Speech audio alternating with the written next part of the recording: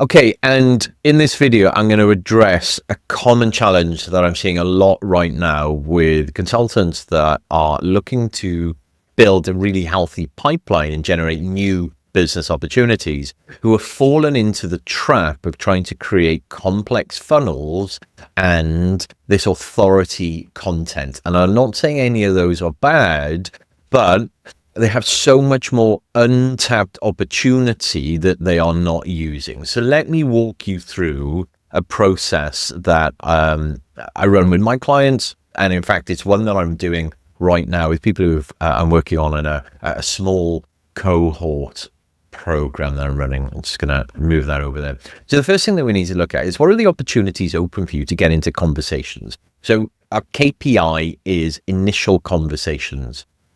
So first of all, do you have ghosts available to you to connect with? So a ghost is someone that you proposed to before, whether it be 3, 6, 9, 12, 18 months ago, where the project didn't go ahead for whatever reason. So at that point, you may have run a discovery call with them, and you might have found out what the pain is or the symptoms were and made a suggestion, even got to a written proposal, and it didn't go ahead. And the likelihood is, it's not that it didn't go ahead because they didn't like you. It's because it didn't go ahead because of internal inertia or status quo. Or even if they did go ahead, the company that they chose more likely didn't do a great job. So there's so much opportunity. So do you have ghosts? Yes. So the who is the past offers and ghosts. The what is the grappling email. That's a template that I give my client. And then the offer idea is here because you've already built trust in the past. You need to reignite that, but then you have enough vested authority and trust to go back into what we call a consultative sales call, where you can get back to the truth of the situation.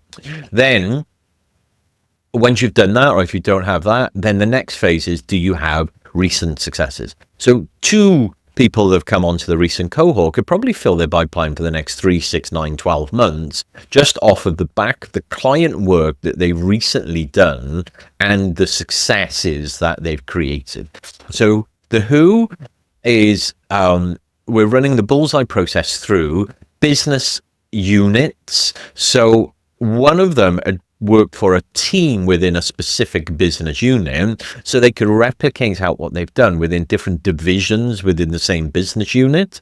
But then they could take it out to different business units, because it's sort of almost a global corporate. Lots of, you would know the names of the organizations. So they have different business divisions, and then even within those business divisions, they have geographical regions. So, EMEA, Africa, Asia, etc., etc. So there's so much opportunity to leverage that one project that they've just finished and have made massive results for their client. So then they could replicate that within the same business unit and divisions within the business unit, or even same business unit but different geographies. So that's a mini project in its own right. Would create many opportunities. Then we follow the outer ring of the bullseye. So we look at competitors, if it's ethical to do so. Hey Steve, I don't know how relevant it is for you, but I just worked with one of your biggest competitors. They were suffering from the problem of X. We got them to a state of Y. Was wondering how relevant the problem of X is to you. That's a conversation starter, but you've already got an implied process to fix the thing that they might be currently struggling with. Again, you can either run through a consultative questioning process, again, which I teach my clients, or we can give you a crutch, which is a pitch deck. And many feel that, you can't use that as a consultant, but it's a proven deck. But what that gives is a demonstrable, tangible value piece that you can show, hey, I'm not just going to go back and make this up, and, we're not winging it, or I'm going to have to design everything from scratch for you. It's, hey, here is a proven, tried and tested structure. Then that leads to an offer. I'm not going to talk about offers in this video. Then once you have that, then you go into your network. So the who is we grade run a process for my clients that we call the network multiplier, where we look at, who has the relationship strength and the decision making, the influencer, the partnership, or the referral opportunity in your existing network.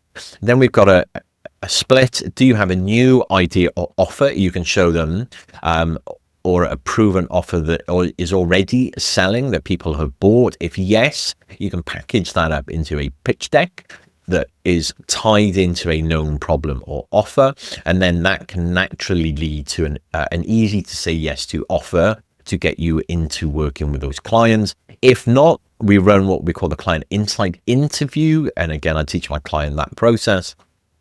Then once you've gone through there, do you have a hot 100 list? So this is a list of 100 whale companies you would like to work with, and then we profile 3 to 5 people per company. So again, you can do it many different ways, but generally either a client insight interview or a consultative call, depending on how your first outreach goes and how much trust and implied authority that you have. Of that process, it's probably likely you're going to bridge to a second call, and then you can do that as a more in-depth diagnostic or even a pitch deck, and then leading to an offer. Only then you leverage down into the next one, which is a signal.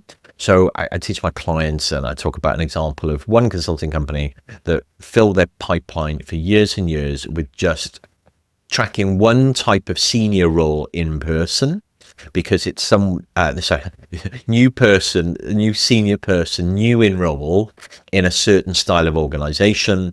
They created their offer to speak to what that person wanted, and then that was their front end offer to engage that organization.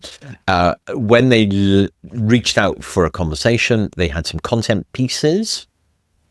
Depending on how that front end conversation went, if they weren't as receptive by saying, hey, look, you might be struggling with this, or you might be grappling with this, how relevant is this to you? You may have some new ideas and insight to help you mitigate the risks of this. Then they also had a content piece that they specifically designed, knowing what that person's new enrolled priorities are. Then again, you can run a consultative questioning process or a pitch deck, and then an easy to say yes to offer, which allows you to expand off the back of it.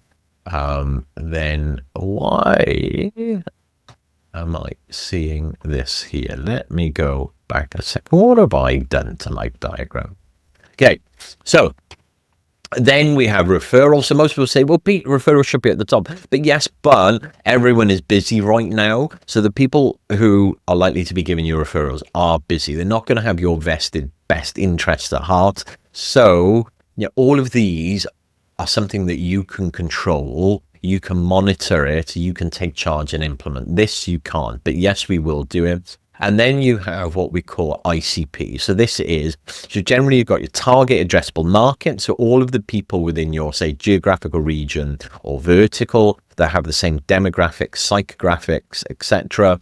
Then we narrow that down into, so that's a TAM. Then we have SAM, which is the serviceable addressable market. So how many of those do you actually think you could service, i.e., you're the right size that they would do business with you, either then they're not too big or they're not too small, etc.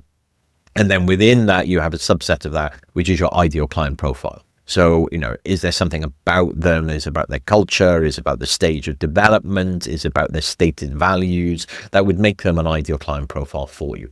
So then we go about generating those. Once we've gone through all of these, typically just easier for most people to start that on LinkedIn. But again, it doesn't have to be. It can be direct mail. It can be, other mechanisms. And then you've got, generally you're not taking a productized service offer, or even you don't have implied authority or trust yet to jump straight into a consultative sales call, depending on the strength of what you do here.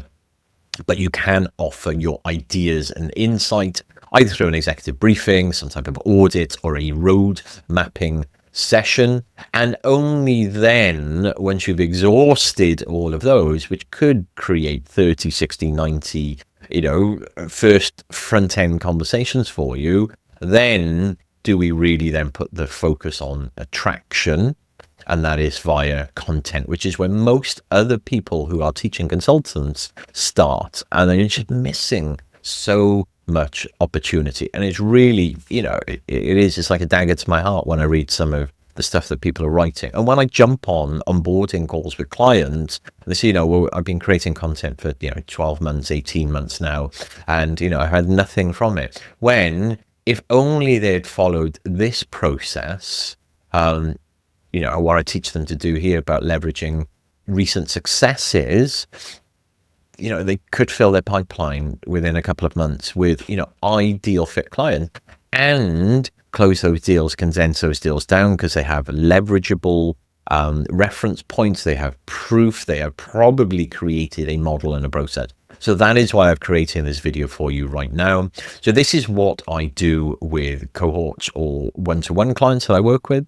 I would be remiss if I didn't say to you right now, look, if you're struggling with building a pipeline, whether you're a solo consultant or a boutique, if you've been on the hamster wheel of trying to do content creation and have been suckered into, the creator economy and, engagement devices and funnels, and you have some type of, you see something here, you have pass offers ghost, you have previous successes, you have a network, but you just don't think you know how to quite leverage those to get you into conversations. Reach out to me. That's something I can help you with. Speak soon. Bye-bye.